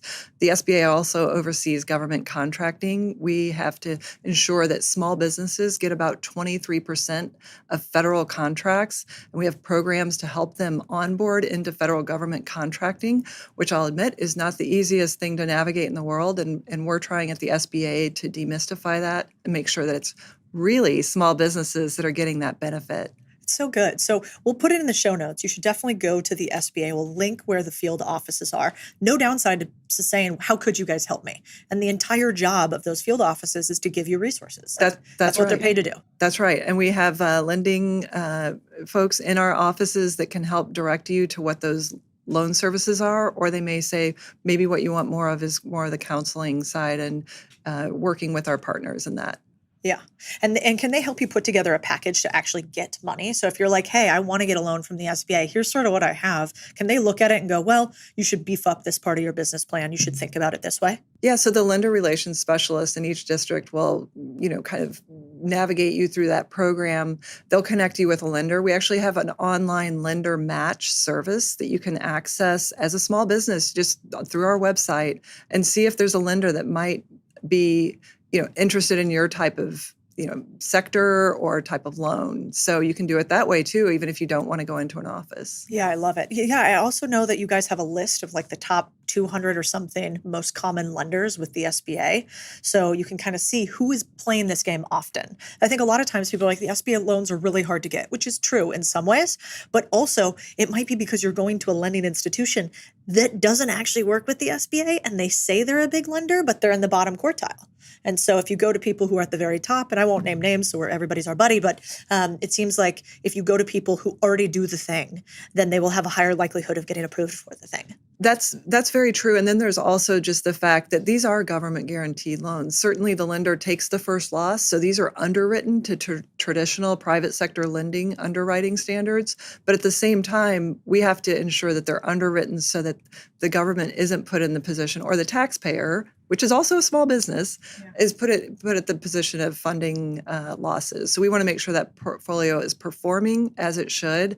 And generally it does. We operate a $444 billion loan portfolio at the SBA. That's a lot of money. Yeah. You also have incredibly low default rates. Yes. Like, I think actually, what surprised me is a lot of people, we teach thousands of people how to buy businesses and we use SBA loan programs all the time.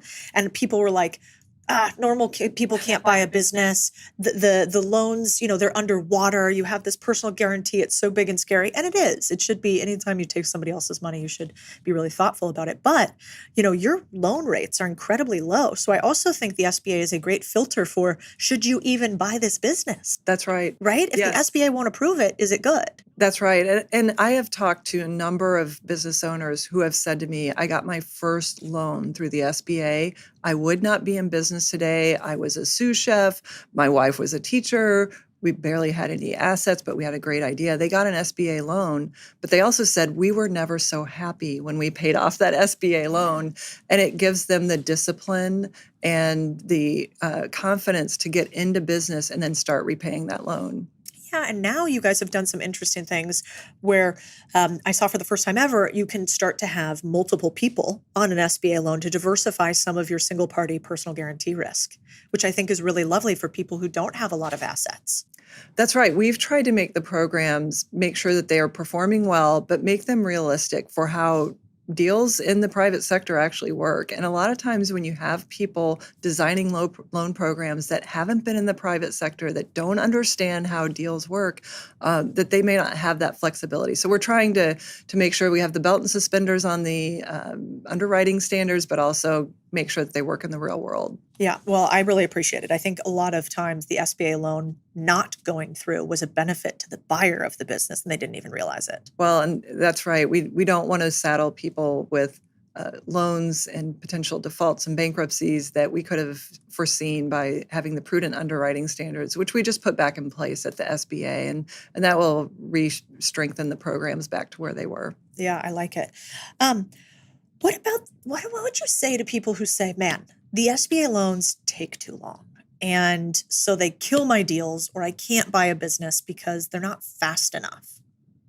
Yeah, I hear that, but I also think that is where we need to make sure that we have the right lender on the program, and that's why our lender match program was developed to ensure that borrowers are talking to a full spectrum of potential lenders. But also, we are being self-critical and looking at where do we have too much red tape and bureaucracy, and how do we run this like the business that our small businesses have to operate. They have to do more with less. They have to navigate all kinds of bureaucracy. We should be the last place that they're encountering massive red tape. So we are taking a hard look at that. And we actually set up a red tape hotline at redtape@sba.gov to let our small businesses tell us where are they struggling, not just in the loan process, but where are federal regulations weighing them down needlessly? Because I saw it firsthand when I was in the Senate. Like, there's a lot of focus on legislating and rulemaking and regulations. There's not a lot of focus until we got to DOGE about how do we roll some of that back. And President Trump is leading the charge on that again. He did it in 2016, eliminating multiple regulations for each new one.